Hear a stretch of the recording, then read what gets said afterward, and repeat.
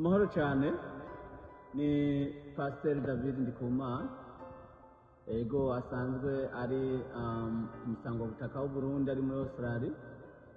Nari naje gutemberera muri PEF, niho ndiko ndavugira. Nari naje mu nama y'abasangwabutaka turiko turategura igikorane kizobera hano muri PEF, kizoba kigizwe gitegurwa n'abasangwabutaka baba hano. Rero mu ncamake twarize harimo n'abasangwabutaka b'Abarundi n'abandi baba hano. Twarahuye n'abasangwabutaka batari bake, ariko mu byo twaganiriye cyane cyane twaraganiriye ingene abasangwabutaka ubwabo bashobora kwiteza imbere muri kino gihugu no mu gihugu baje bavamwo bagateza imbere bene wabo n'igihugu ubwacu.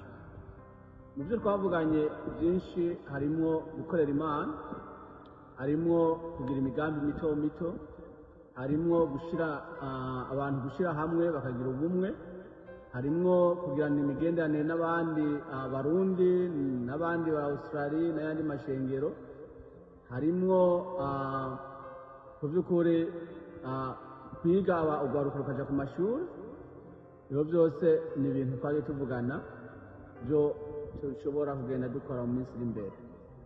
Ariko rero ntararangiza kino biganiro, nagomba gushimira urongoye diaspora aha ku rwego rw'isi ku rwego rwa Australia, umushinga ntahe Tasiye akora igihe cyose atiziganya kugira ngo ashobore guteza imbere Abarundi bari hano muri Australia, adasize inyuma n'abasangwabutaka n'urwego bakorana. Ndamushimiye cyane. Abashimiye kandi n'abasangwabutaka bari hano muri Australia nyene no muri PEF basanzwe bafasha imiryango y'abasangwabutaka n'abandi Abarundi bari hano muri Australia. Reka sinorangiza ntashimiye umukuru w'igihugu Majoro General Evariste Ndayishimiye, nawe nyine aherutse kuvumera avuga ijambo ryiza riryoshe, aho yavuze ko guhera ubu hagiye kubaho ibikorwa bidasanzwe guteza imbere abasangwabutaka mu bijyanye n'amashuri. Abana b'abasangwabutaka bazoronka ubufasha budasanzwe, abashaka kwiga kaminuza bazoronka ubufasha budasanzwe mu bijyanye n'amatongo, na kare bari bayakenye cyane. Mu bufasha budasanzwe mu bijyanye n'imibano n'imico nabyo bari inyuma yabyo. Ibyo ni ibintu umuntu yoshima cyane, kubwo leta y'u Burundi iriko iragerageza gufasha abasangwabutaka n'Abarundi muri rusange. Kandi ku ntwaro nyacubahiro nyene yaraduhaye umushikiranganji eka n'abashingamateka, tukaba dusaba ko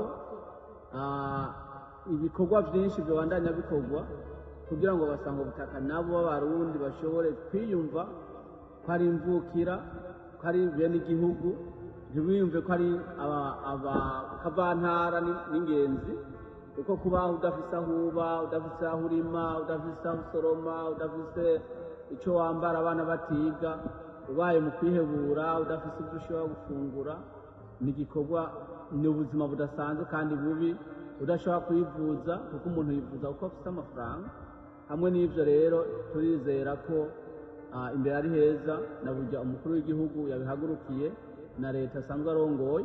Tukaba rero dusaba ko byova mu majambo, ego kuko arashobora kubivuga, ariko byoba byiza byanditswe bigaca mu nama nshingamateka bakabyandika, kuko ejo hirya y'ejo ushobora gusanga umuntu agiye kugura igitabo cy'amategeko y'u Burundi akabisangamwo atabasangwabutaka bemerewe ibi, ibibaraba ni ibi, ibibagenga ni ibi, kuko amajambo umuntu aravuga ejo umuntu akayibagira, mugabo ikintu cyanditswe kizopfa cibagira. Hamwe n'ivyo rero twasaba ko leta y'u Burundi kibazo cy'abasangwabutaka yogifata mu minwe, ahubwo ikaja mu mategeko aho kuguma kiri mu majambo. Turizera ko bibaye amategeko bikandikwa bizogira akarusho kanini cyane abasangwabutaka ni n'Abarundi ubwabo, nk'uko ibihugu biriko turimwo bya Australia biriko biragerageza gufasha za Canada, Amerika. Ikibazo cy'abasangwabutaka kiriko cyandikwa gishyirwa muri constitution y'igihugu muri konstitusiyo y'igihugu biriko vyandikwa ivyo uburenganzira bw'abasanga ubutaka, ivyo basanga ubutaka buhabwa, uko bufatwa, uko vyogenda.